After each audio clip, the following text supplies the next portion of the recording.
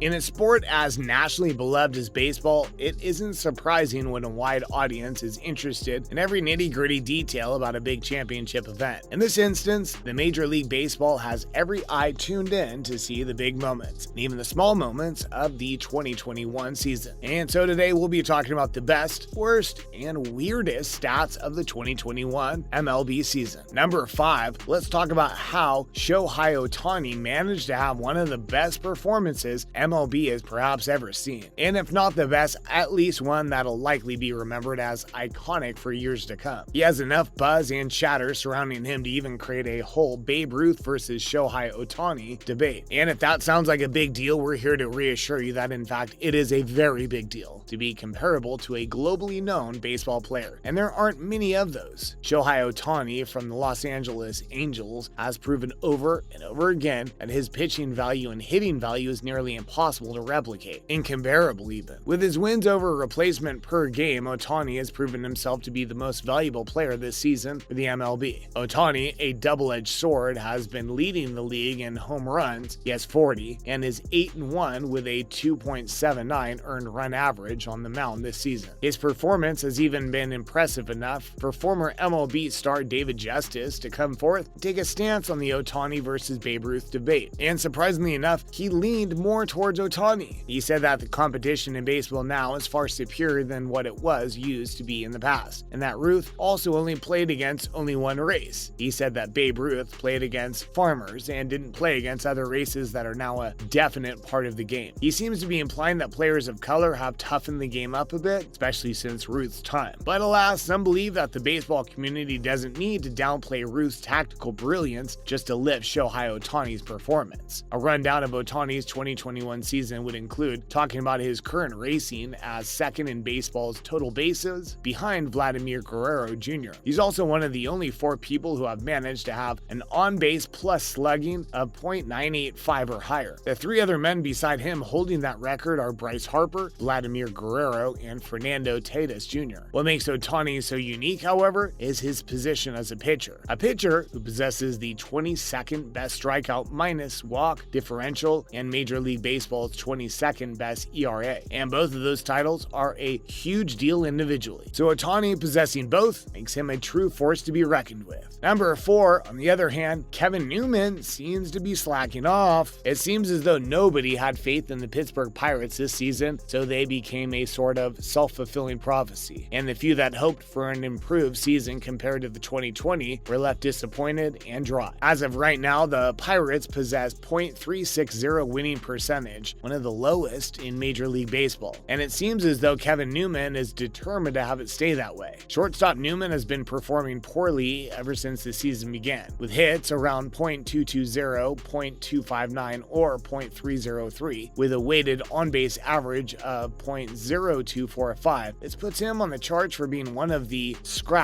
the worst statistical batter in the whole league, while Newman uses his experience and skill in the game by adding more value with his legs and glove. His atrocious hitting has absolutely tarnished any other quality he brings to the table. The funny thing, however, is that he keeps showing up in the team's lineup anyway. Reminds fans a bit of Davis's 2018 Orioles. Pirates have now started Newman a total of 109 times in 131 chances, and have even offered him leadoff batting. Currently, the player is steady to make more than 550 plate appearances in his season alone. But if he maintains his current level of weighted on-base average without improving upon it, it will definitely affect how well Pittsburgh are regarded for the draft. Number 3, next up, Yasmani Grandal has newer, confusing tricks up his sleeve. This one's a bit of a challenge to figure out since Yasmani has been away for a decent amount of time due to his knee injury. A particular half tear in his left tendon of the knee was the reason he had to miss all this time he could have spent with the team earning stats. But fear not, for Yasmani is determined to prove himself as a worthy player. In the last few weeks, he's been away at rehab tending to his muscles and helping him get back in the physical and emotionally stable state to once again play for the team. And boy did he play. Against the Cubs, Grandal managed to score a 4 for 6 with a pair of 3 completed home runs, a 2-run double, and 8 whole runs batted in, and won against them with a hefty 17-13 point difference. The 3 home runs he managed to snag were off Adrian Sampson and Manuel Rodriguez in the 3rd and 8th innings, respectively. The 2-run double joint point was actually scored during the 5th innings, although he's only made a few games, 60 give or take, in his 250 plate appearances. He's managed to place himself in the 2nd position in terms of ops, with only Buster Posey beating him out. But what confounds baseball enthusiasts is just how all over the place his entire stat sheet seems to be. He's had 21 more walks than he has had hits this year, more than thrice as many walks as singles. It's important to note that most of his hits are a product of him working those extra bases. His on-base percentage, .398, is 200 points higher than his hits, which are .207. If you think all that was confusing, let's talk about how Yasmani Grandal on his way to become the only man in the history of Major League Baseball to possess a batting average of .210 with an on-base percentage that rests at a steady .390, and it may climb even higher. Number 2, Juan Soto's unfailing consistency and discipline. Juan Soto can definitely be called one of the best, if not